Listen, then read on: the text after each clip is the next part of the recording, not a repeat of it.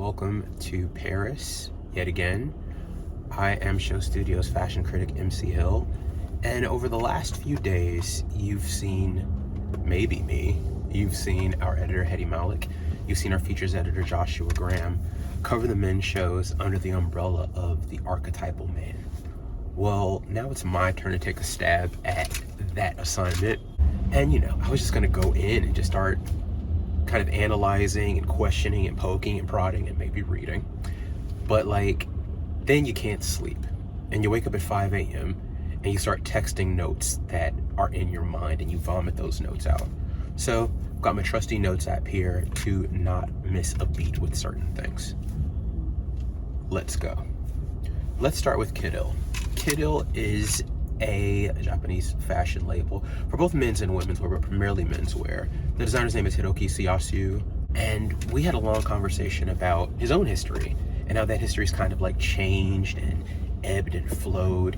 And we talked about that first fall 14 collection where the punk wasn't maybe as evident as it is now.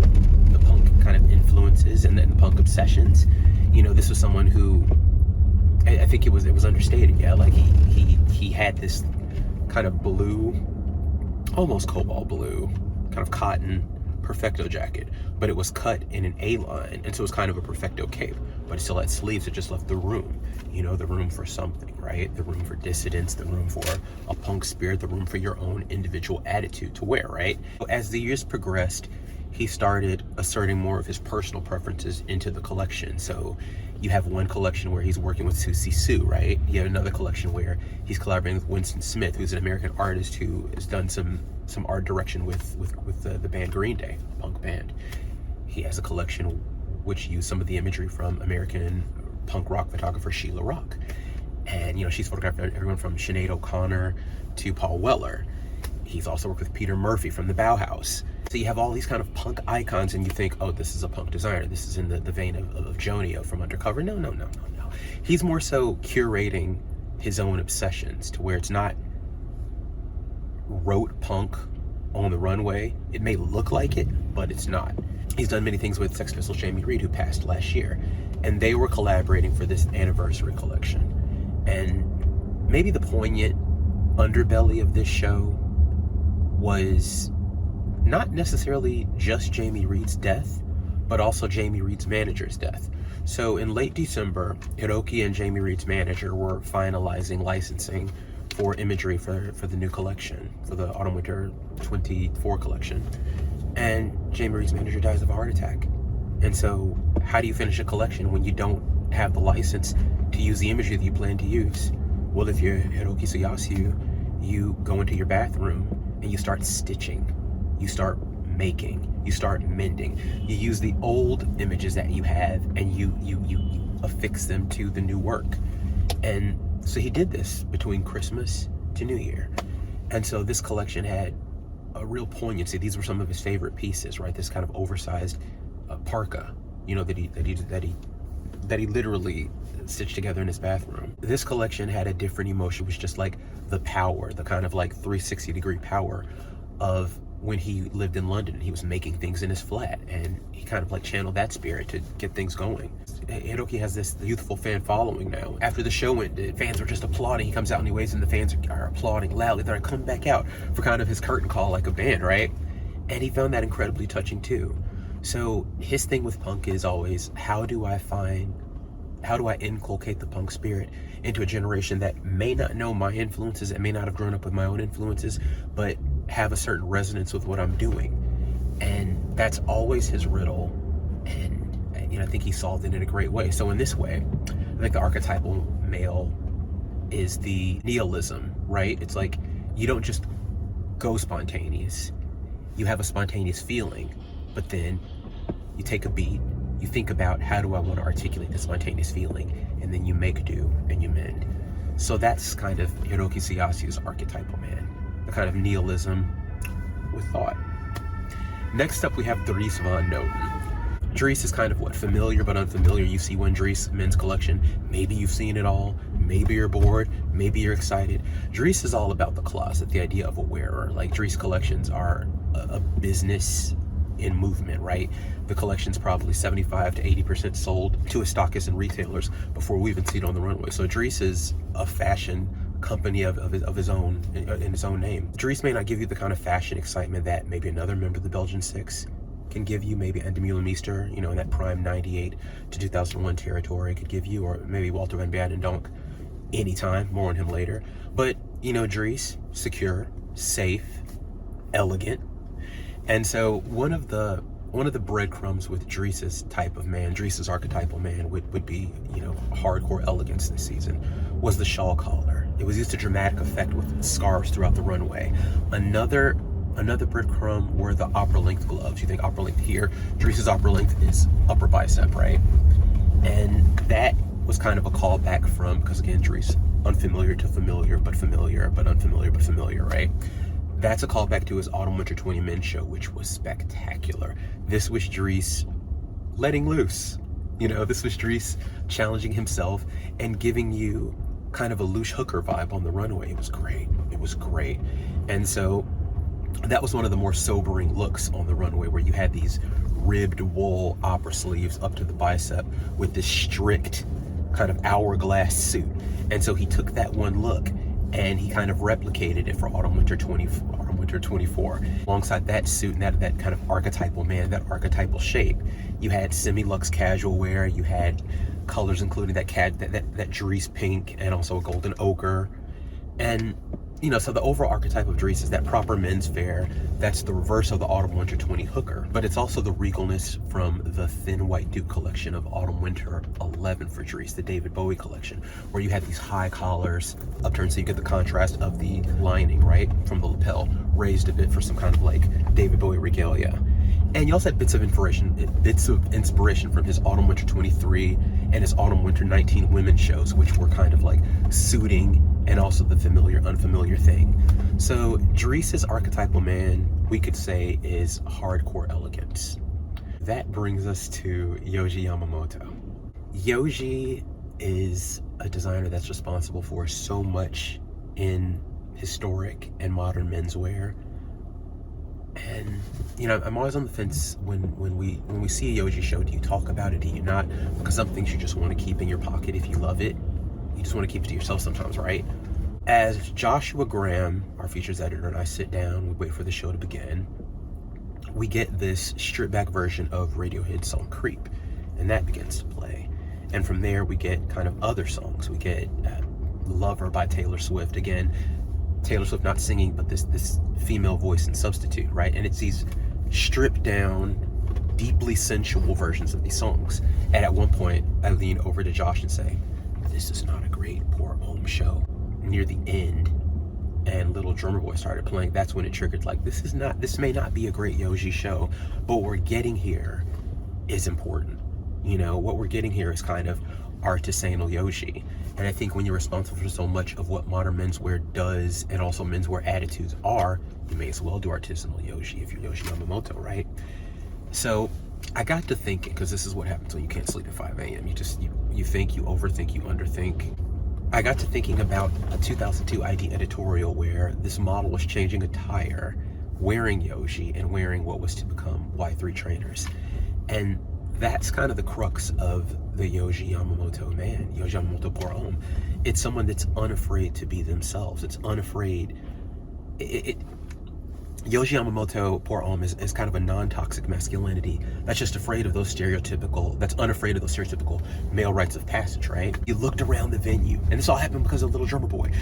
I'm observing the venue, and I'm seeing, you know, Zinedine Zidane sitting next to Luka Savic. Zinedine Zidane, we know, is the iconic footballer, right? Well, he's got a history with Yohji Yamamoto. He was one of the models in the Spring 10 Y3 campaign, and he sat next to Luka Savic, and Luka Savic kind of defines modern masculinity in a 21st century culture, doesn't he? He's a bit of a dilettante, dabbling in arts, dabbling in culture, dabbling in music. Maybe I'll try some acting, maybe I'll try, you know, an art installation, maybe I'll try fashion design.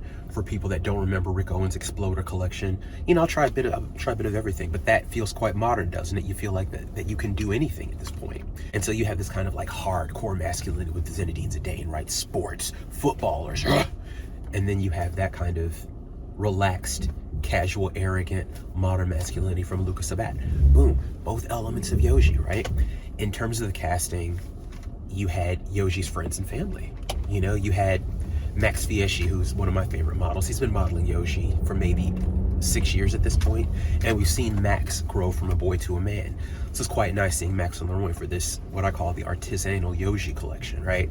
We had Max Vudakul, the fashion photographer, who walked this collection. He and Yohji have a long history of collaborating. My own personal interest with Max Vudakul is he lends us this editorial of Vogue International of these iconic New York men like Ryan McGinley, Q-Tip, the rapper from A Tribe Called Quest, and Mark Ronson, all in the Autumn Winter 05 season. Again, archetypal men, right? We had Wim Wenders walk. I remember even writing in my notes app as we were walking, was that Wim Wenders? Wim Wenders, if you don't know, is a documentary filmmaker, and he co-authored Yamamoto by Yohji, this kind of like red canvas hardback book, which explains historic themes within the Yamamoto pour-homme world. And in that book, you also have images from Max Vudakul. And also in that book, features our boss Nick Knight's work. Hi, Nick. So you have all of these kind of breadcrumbs to understand the archetype of Yohji Yamamoto man. Now, as I said, cover, it's red hardback canvas. What is red? If we know our Yohji Yamamoto, we know red is a signature cover, the signature color of Yohji Yamamoto women's wear. Who walked in this collection? We had women on the runway. We had Marie-Sophie Wilson, the iconic model, Galliano, Helmut Lang. We had Kim Pierce, the iconic Belgian model, who walks for everyone, you know? And then we had young female models in bustiers, both black and red leather. And, you know, red, again, being the color of Yohji Yamamoto women's wear. It's kind of an erotic charge, right? On the back of some of those typical Yohji oversized, you know, coats in wool and the gabardine, again, artisanal Yohji, wrap coats as well.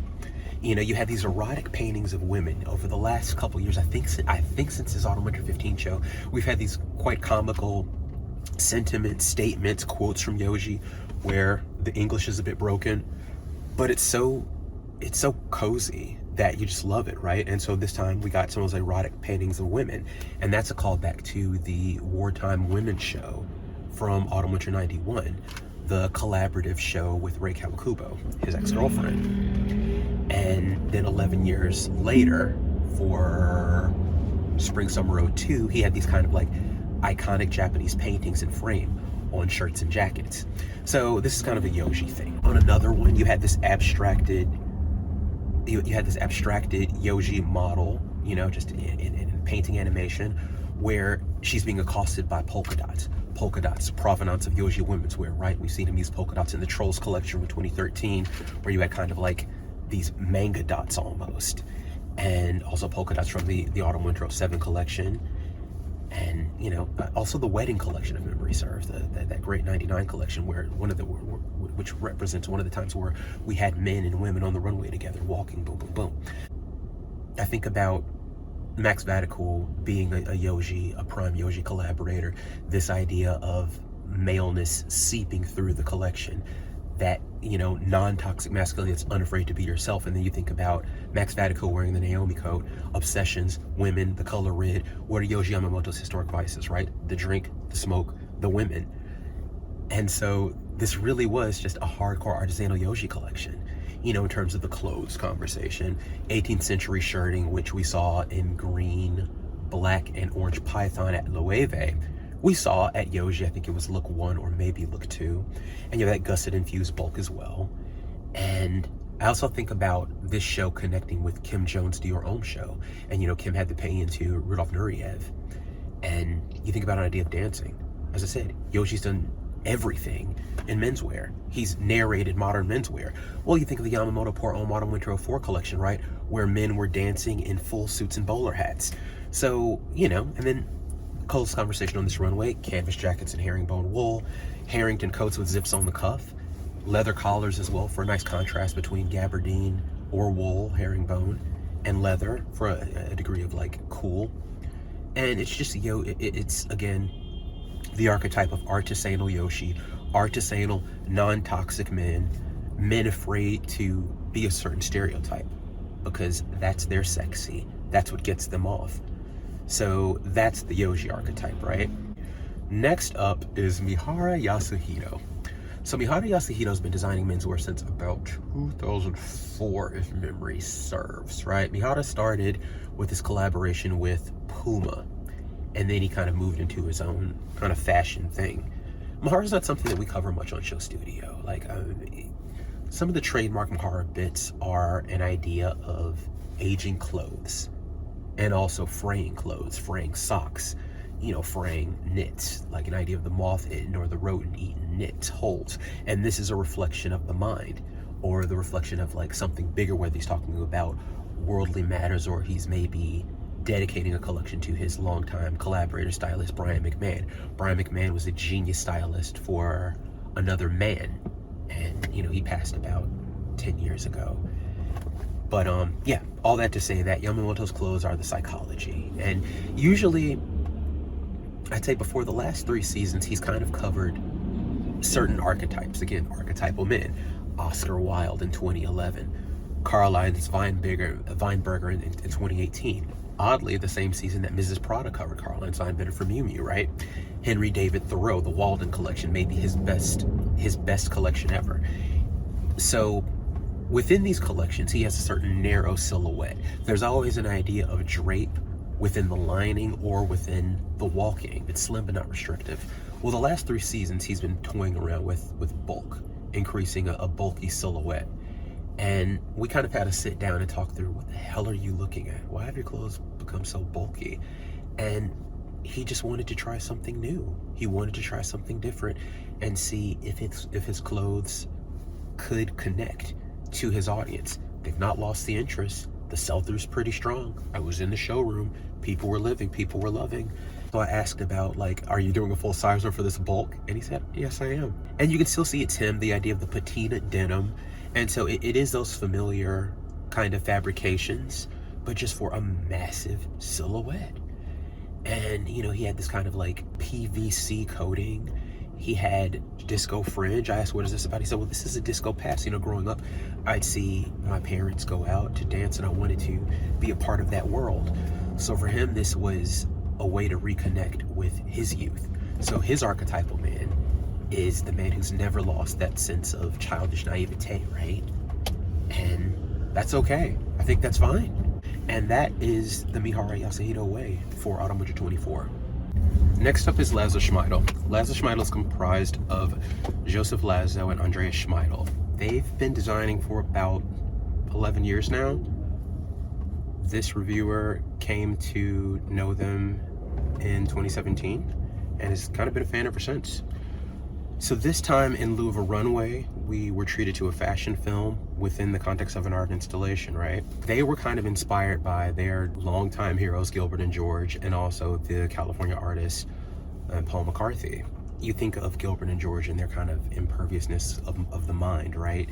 And then Paul McCarthy with his kind of imperviousness of the filth, you know, dirty, filthy things. And so those are the starting points. The ending points were an idea of dancing and an idea of sexy dancing. But the sexiness, i.e. their casting, comes from the mind this time, the heroic mind. For when you hear a song, we were just discussing Yohji Yamamoto, will pull Dua Lipa out, right? You hear Levitate, and it really connects with you. You become unafraid even if you can't dance. And that's where the hunky heroes came about in the fashion film. Additional inspirations were mushrooms as a healing property, also a party fungus, cheekiness with sperm on sweaters, and feminine ruffled shirting balanced with kind of the underbelly of a mushroom, that kind of like thin fabric under a mushroom's toadstool atop a shirt. The Lazoschmidl archetypal man could best be summarized as psychosexual hero. That is their archetypal man and the archetypal theme for their Autumn Winter 24. Lastly, let's discuss Walter Van Beirendonck. Walter Van Beirendonck is the great designer, really, from the Antwerp 6, right? Walter thinks and Walter dreams.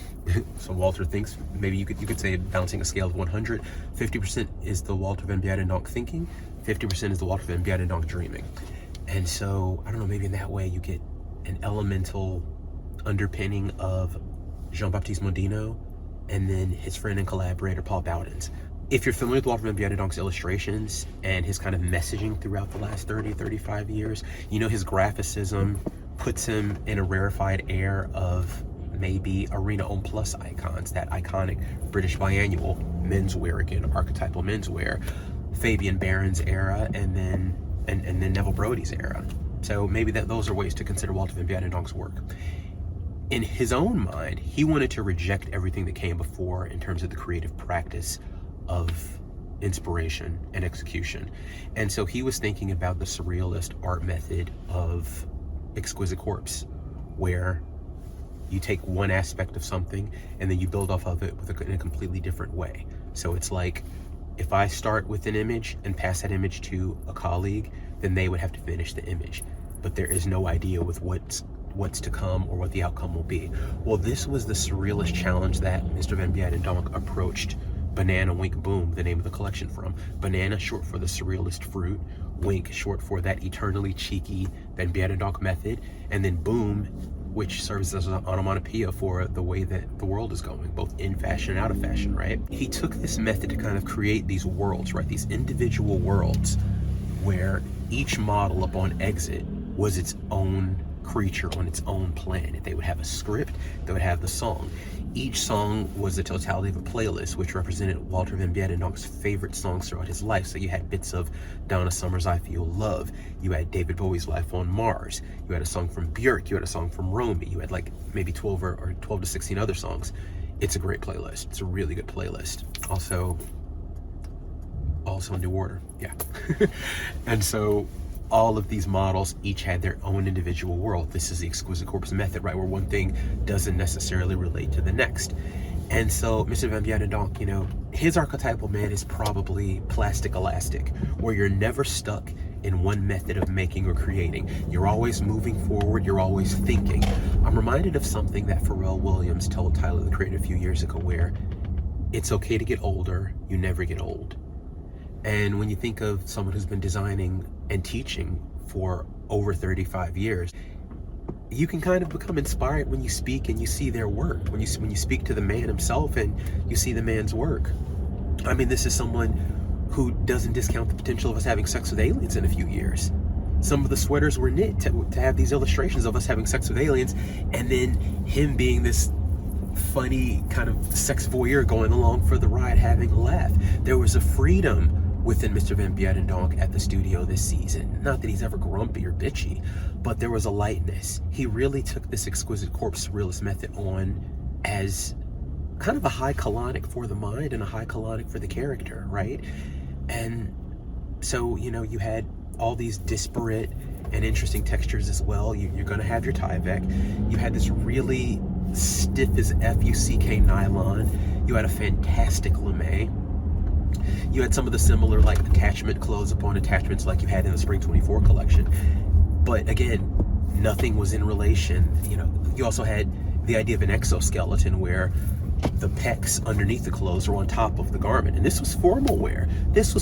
So that got me to thinking about the Revolution collection of his from Autumn Winter 01, where you're kind of like tired of being a certain way and you shift that.